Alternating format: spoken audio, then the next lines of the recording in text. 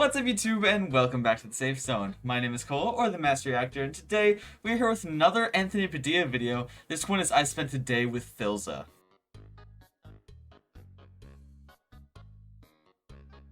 Now, the last video I watched about Nikki was awesome. I love these style of videos. Like MC Gaming is another version of this, where they dive into like the legacy or the life or the story of like a certain content creator, and I love that kind of like deep dive into their lives and how open they are about it, which I think is awesome.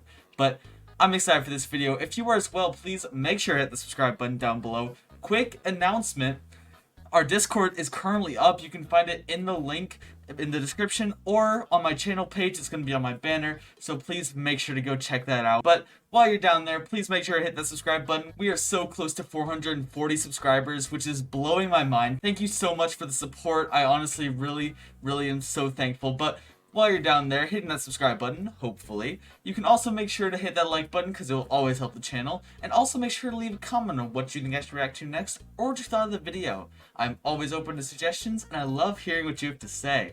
Now, I'm excited to dive into this, so I don't want to leave it any further. I say we dive straight in. I'm Anthony Padilla, and I spent a day with Philza to uncover the truth about the 5 relentless years he spent surviving and crafting a world block by block, Feel only bad to at blocking. lose it all. And how that single moment of failure catapulted his career to incomprehensible heights. He'll reveal how he went from making so little money, the government couldn't even tax him, to now supporting his entire family. And he'll address how the peer pressure to murder a main character in front of millions almost ruined him. Hello, Phil! Nice to meet you. I'm scared of where my face cam's By going the to way, be in this this one. I don't episode want is to block. sponsored by BetterHelp Online Therapy. Visit betterhelp.com/Padilla because sometimes existing is exhausting. Your story of how you exploded, I think, is incredible because it began with devastating failure. Yeah. You were playing hardcore Minecraft, meaning that if you die in the game, that is it. That is a permadeath. And you spent 5 years on this one single playthrough. That's And still then insane a to baby me. zombie Yep. Say it, took Anthony, you say out. it. Let me relive it.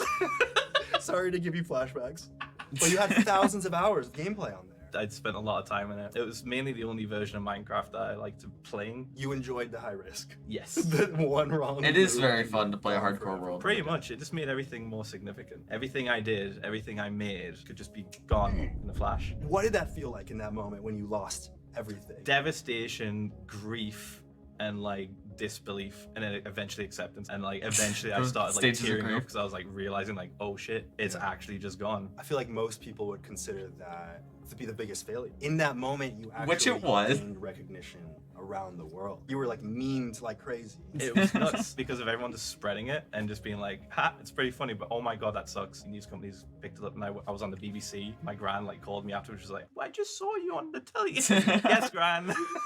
What did that teach you about failure? You Did fail MC hard at Gaming something, say the that? only I way feel like is I'm- up afterwards. If you give up, then what was the point of the failure? You don't learn anything, you don't get any better. At the time, I was just devastated. It's a necessary like part of growing and necessary part of just getting better. Do you have any idea how many hours you put into that specific I save can file? get you. I can only It was a assume. lot. Is it thousands? It was days of hours. So yeah, it was like thousands. Wow. It went up. I remember just being like, I can't believe that just happened. I wake up, go to work, come back from work, and then I noticed there's like a Reddit post that's getting Live a stream lot of fail, traction. One of my yes. friends who was in the stream at the time Yeah. clipped it on Twitch. Oh. And then someone else took that clip, posted it to Reddit. I think they posted it a live stream fail. And then after that, it just went. And I was like, the views keep climbing. It's on 60,000, and then like next day it was on 100,000. And I was like, it's not stopping. Again, I kept waking up, going to work, coming home, and it was just like climbing and climbing and climbing. That must I think be the BBC insane, though, to see. interview was the wildest because I was on national television. They wanted me to come down to the studio, and I was like, no. You're like on stream. That sounds stressful. A lot of the news outlets just focused on how funny it was. Even the presenter of the BBC was like in disbelief when he was talking about it. He's like, you lost it to a baby zombie? I was like, yes.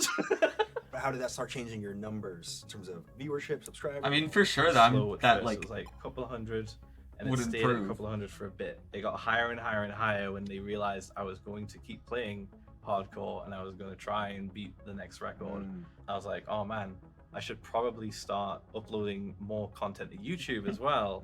So in doing that, it also brought more people in. I made a montage of the 5-year world as well, which really popped off. I think that's sitting at like 20 million views or something. Oh, wow. I think making that was the main kind of like jump off point. But if I hadn't have made that montage, I don't think it would have gotten shared as much as it did.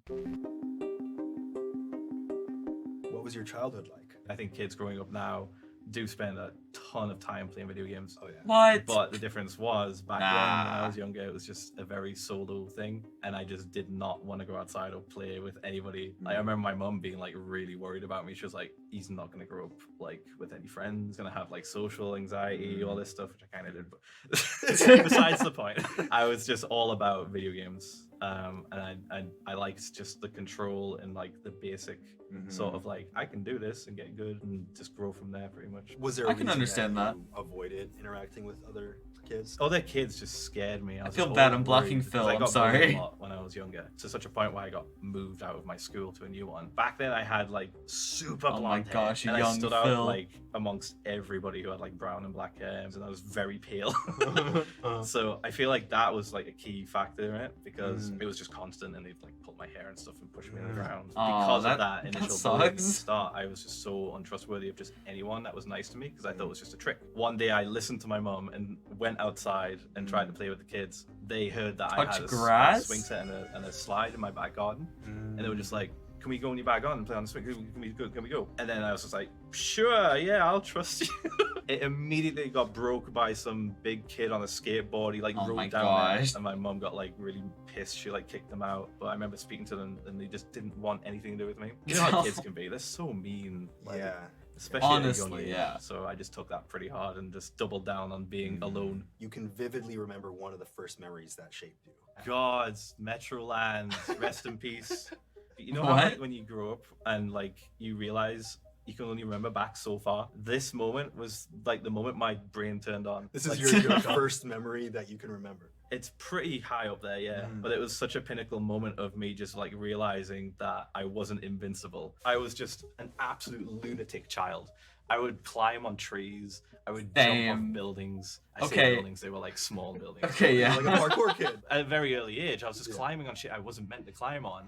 There was these steps that went all the way up to the roller coaster. And I remember running up those steps, just like feeling like on top of the world. And my dad just went, "Whoa, whoa, whoa, whoa, stop! You'll break your spine. You'll crack your head open." And I was just like, and just froze and then just slowly curled up on a ball on the steps. Oh my And I remember that was God. like the first moment where I like felt, oh shit, I could die at any moment. Like I'm not in control as much as I thought I was. That what happened then leads me to just kind of like plan for the worst in most cases. When I go into like a cinema, for example, I'll know how long it takes to get to the fire exit. When people come in, I'll be like, okay, this person probably can't run very fast. This person definitely is going to get ahead of me. Oh my God. So I'm just thinking, okay, if I get up, I can grab her. We can run that way. It's faster that way. I go down the stairs. I might trip here, but if I do trip, I can fall into this bit. I try to map out every scenario in my head. Have you already mapped out how long it would take you to get out of here? Yeah, roughly about like 10 seconds if I, well, about Just like 8 the- seconds. yeah. Hop the table. Oh, you're gonna hop the But you've table. got that driveway too, so Yeah. I'd have to hop that if it's locked, which I'm assuming it's locked. It's not locked. I mean, it is locked. It is locked. It is locked, and we have armed guards. There's several armed guards outside. Yeah. Okay. Weapons. Good. Yes. Yeah. Because it's legal in America. Yep.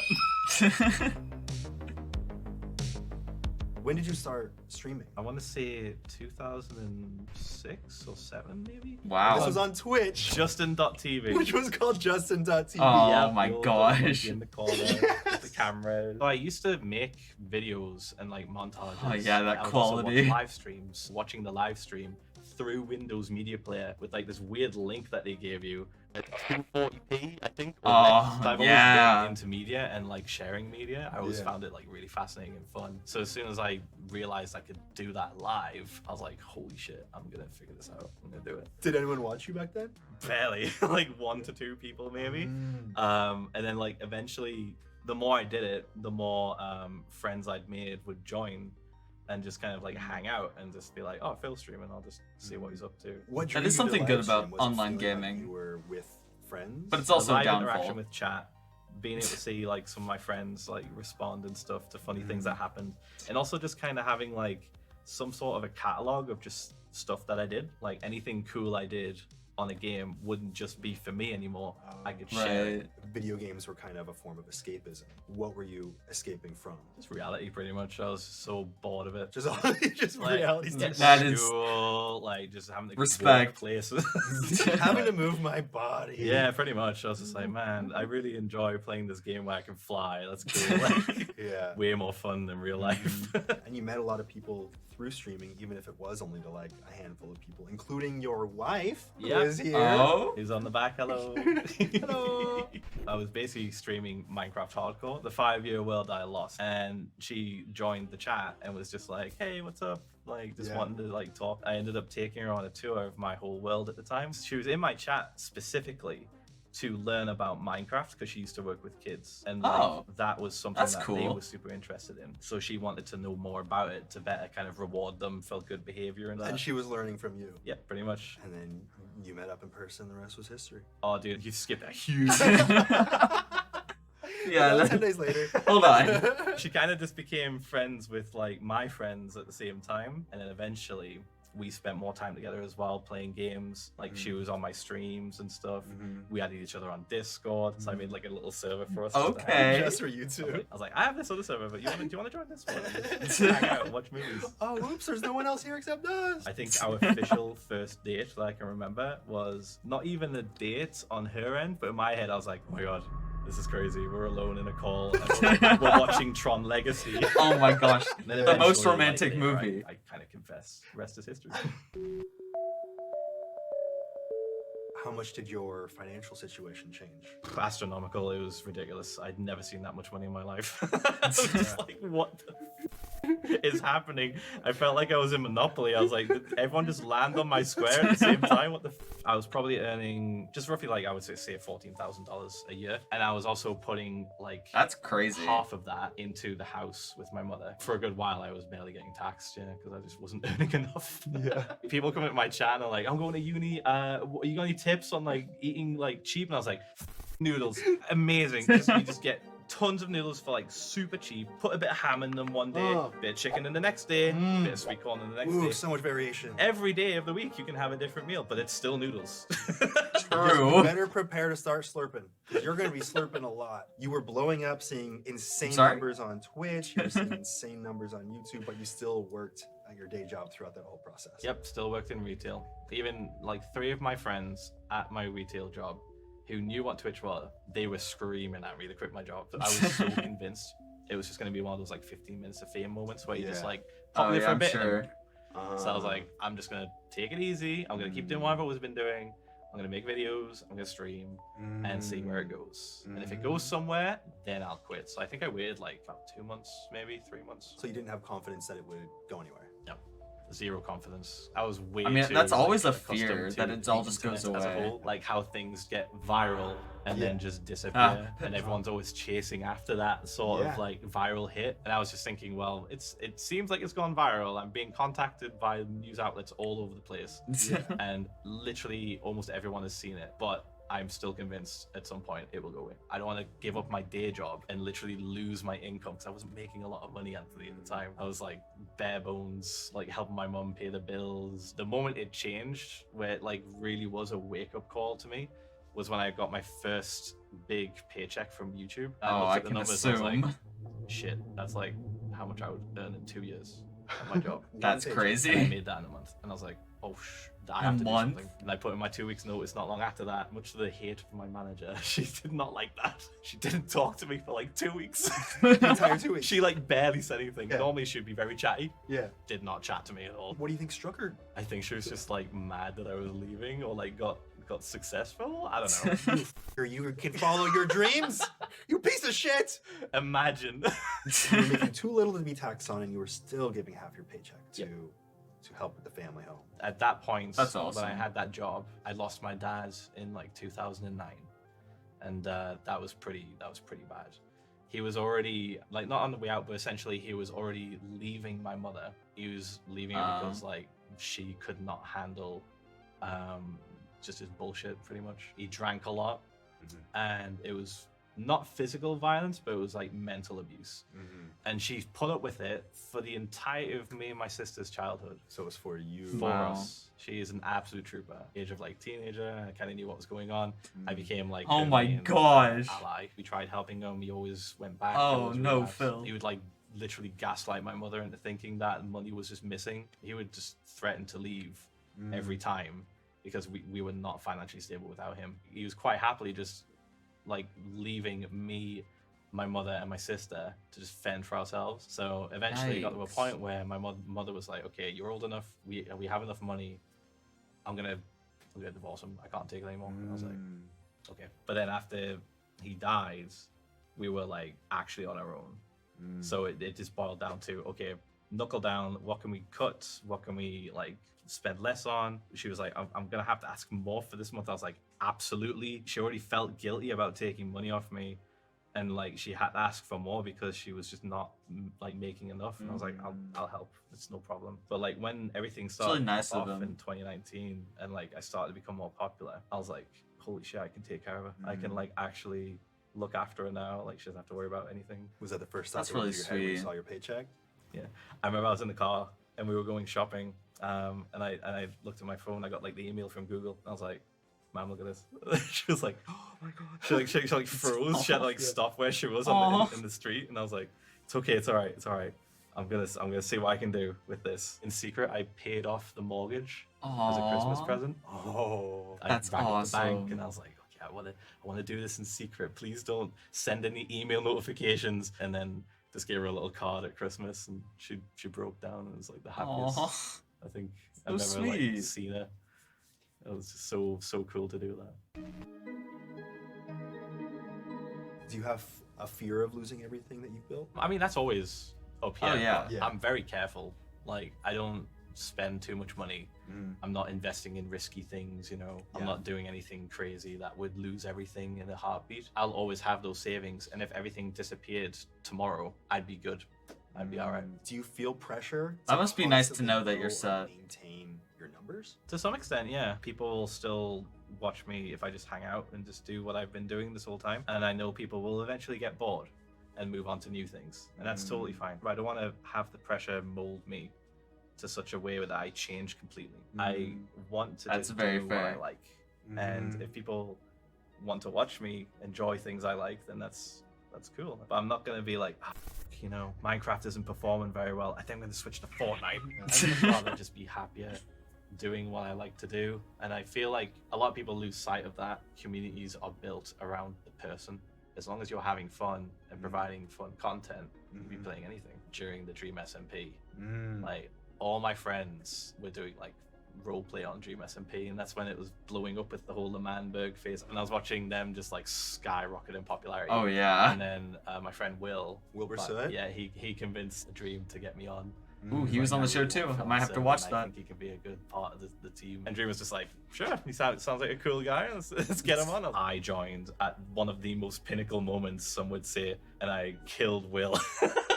So you were a key Wow. player, a villain. What's funny about that is I didn't know I was joining to kill him. We secretly logged on. Wait, and he was like, what? Phil, I need help with TNT placement. I'm so scared I'm going to blow up the server. Will didn't tell me previously that I was going to kill him or anything like that. He was just like, you're going to show up and you're going to stop me from pressing the button. And I was like, okay. And it's going to fail and everything's going to blow up and that's going to be it. In my head, like we were role playing and I'd never really role played that much. Yeah. And I could tell he really wanted me to kill him. I was like, shit, I'm gonna have to just, okay, all right, if I don't do it, it's fail RP.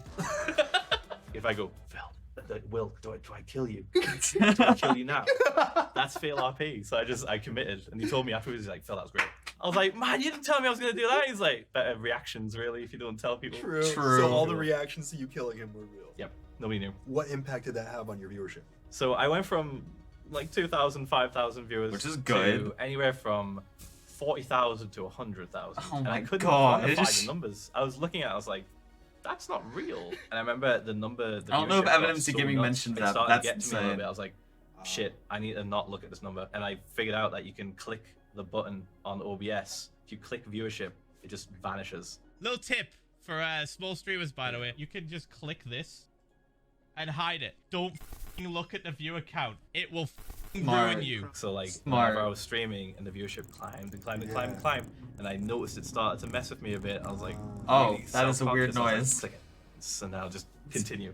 And I'll just look at chat. I had Tubbo on here, and he mentioned you specifically as the person that told him how to turn off the viewer count so it didn't go to his ad. Toby really needed that. I think it was like messing with him. It's the fluctuation, like the highs and the lows make you think you're doing something wrong. That's not necessarily the case. Yeah. So giving him that option to just like not look at it, I think is Back very when I crucial for a started lot of people, streaming, not which just is Toby. At that when I was, point, like, if you're worrying too 16. much about the viewership, you're not entertaining anybody. You're I straight into worried a your lot about numbers. views. You're not having a good time. Yeah. It's just bad all around. Instead of you and your audience, it becomes you and you. Yep. It's just you talking to yourself in your head about what does this mean? Yeah. What am I gonna do? You put yourself in a loop and you can't get out. It's super important to just kind of disconnect from the numbers and pay attention to the people in your chat. That's awesome. You're seen as a father figure for the community Yeah. in many ways. People call you Dadza. Yeah. By the way, huge announcement. We are hosting a free live show on July 15th, and the production value is completely bonkers. You are not going to want to miss this. I'm going to fall through the ceiling live. Are you really going to make me fall through the ceiling live? Absolutely. And if you join us, you'll have the chance to Okay. make me spin the wheel of misfortune. A fun game my team puts together for me. You'll get to know the team that helped make this show possible, and we'll run through the process from beginning to end of how this show is made. We'll also be doing a live Q&A where you guys can ask me all those deep questions that have been festering within you, boiling up, that you are just dying to ask me. Do I really have to answer all these questions? Yes. I am answering all your questions. And to top it off, we'll be unveiling our new logo live. Click the link Oh. down in the description A below new to get logo. notified when that is happening. Now, back to the world of Philza. Now, Do you see yourself Now, as y'all- kind of a father figure? y'all need to make sure that you go watch that, because I unfortunately am going to be busy that day. I have a camp that I need to go to, but I would love to watch that, so I'm definitely going to catch up on that. But y'all definitely should go watch that. He said it's July 15th, so make sure to tune in on that. Figure for the community. A terrible father figure, but I mean, I swear all the time. Dude, it's so weird when like parents come up to me with their kids, Yeah. and like the kids are definitely too young to watch me. Yeah. And they're like, "Oh, he watches you all the time. He loves you." And I'm like, I swear so much. I'm constantly saying shit. I do it as a joke sometimes. Every sentence I have ends with Yeah. and then letting them watch. Okay, it's so I don't think I'm a very good father figure. I just give advice that is like what people sometimes need to hear. I think. You know what's funny? The reason why I get called that is Will, because I was just the older person of the group. Pretty much. I'm only 34. Hey, we are the same age, okay? What? You talk shit about Phil, you're talking shit about me. It doesn't hurt. That's a little bit. What? Do you feel pressure to live up to this role model father figure? A tiny bit, but not that much. People would try and put me on a pedestal, but I'll knock that pedestal right the f down. Like, I'm just not the dude. I think for the most part, it's a lot of people that don't have a father in their life, or their dad's a piece of shit. Bro, my dad was a piece of shit. I turned out alright. Yeah. I was fine. You don't need a good dad to be a nice person. You can learn from other people. You can find role models in other people. I feel like that's a much more important way of like building who you want to be, essentially. Yeah. You know, nobody's Yeah. perfect, but if you can take good aspects Why do kids from look other up to people me? and put them together, you can be like, Gives "Yeah, this that's the person speech. I wanna be." We talked about all the incredibly positive side effects of blowing up.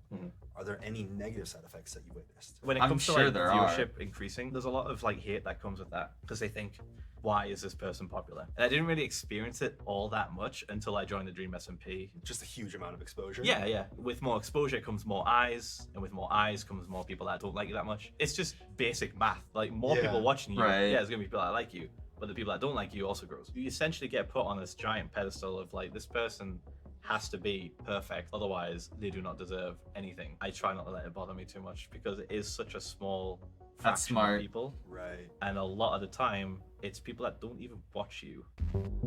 That's true. What has been your most bizarre fan interaction? This one time I was just in a game store. Yeah. I have this sense when I know someone's wanting to talk to me. I got this feeling and I was like, I'm just gonna ignore that. It's fine. It was just this little kid just like hanging out. Yeah. But the thing that sort of indicated it a lot more to me was he said to his mum, "Hey mum, look at this cool gun." But like in a really weird way, like not the way a kid talks. He definitely robotic. thought about that sentence a lot and repeated it. Like, after Okay. about, I want to say like 20 seconds, he just turns around and just looks at me and just goes, "Hi, Phil." And I'm just like, "Hi, mate." Yeah, like I get a shock. I'm just like, "Oh, it was very sad what happened to you in that cave with the baby zombie. Rest in peace." Without missing a beat, I immediately just react to him. I just go, "Yes, that was very, very messed up. Thank you, thank you." I bowed back to him. Just you and this kid bowing to Yeah, each he's other like in the this back big. of a GameStop. He's like this big. We're just bowing to each other in the game store. I'm just like, what am I doing? I just real quick, like that is like that's a really huge disparity because like Phil's weirdest fan reaction, I'm sure he's had weirder, but like his weirdest fan reaction is that like a kid like bowed to him in a game store, but Nikki, her like most like her worst interaction with the fan is that they followed her home. Like there's a huge disparity there, which is just insane. So what's next for Philza? Do you have any big projects in the works? Nothing crazy. I'm pretty chill. I'm like, I'm quite happy just staying in my own lane, just like As chugging you should along. be, I Phil. just enjoy like playing the game that I love and just like hanging out, talking to chat. Like I don't want to do anything crazy. I don't have any huge plans. A lot of people feel like they have to have a huge, lofty goal that they're working toward, Yeah. and they're made to feel lazy if they don't. But in reality, isn't what we really want in life to be content? I think so. Yeah. Very I fully true. understand people that want to have lofty goals and they want to do like everything. I get it. But like, I'm fine. Like, I'm good. You mean you're good living in the moment as the moment Hey. exists? Yes. You do you, I'm very Phil, you happy do in you. This moment right now, it's great. What is it about doing what you do I'm proud of you, Phil. that brings you the most joy? I get a lot of messages from people saying like, "Oh, I had a shit day, but like I turned on your stream and now I'm happy." And I keep telling everybody I'm just playing block game. Yeah. I'm literally just a dude behind a desk. But if I can provide a space for people to be safe, acknowledged, you know, feel valid, and just Yes. comfortable, like that's an amazing thing, and I wouldn't change that for the world. That's just so cool.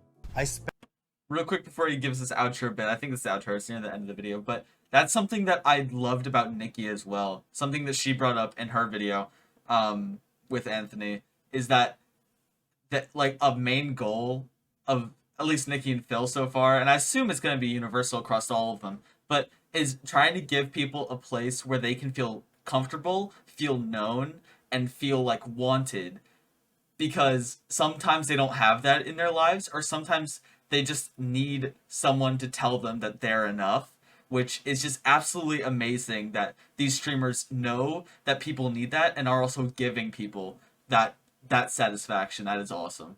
Spent a day with Philza, and one thing that really sits with me is his perspective that failure is an inevitable, necessary part of growth. Which makes me wonder, how many of the things in my life that I once considered to be catastrophic failures were actually the catalyst for the things that I now appreciate most?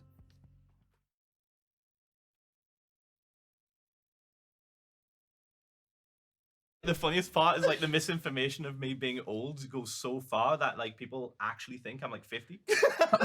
Like it's gotten that bad. People will have this sudden realization that I'm not 50 and be like, "What the fuck? Wait." I like that they I didn't see bleep that when one. your name is brought up. Old.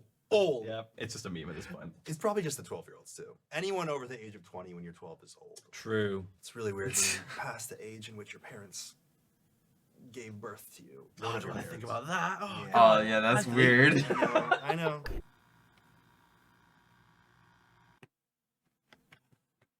Yeah, no, that was a really nice video. I definitely love these Anthony Padilla videos. Like, they honestly, I just love the insight into a streamer's life to hear how they started streaming, why they started streaming, and why they keep streaming. Because, like, those are honestly, those motivations are so heartwarming to hear that is absolutely amazing. Also, respect to Anthony Padilla. Thank you so much for putting that message for Technoblade at the very end of the video.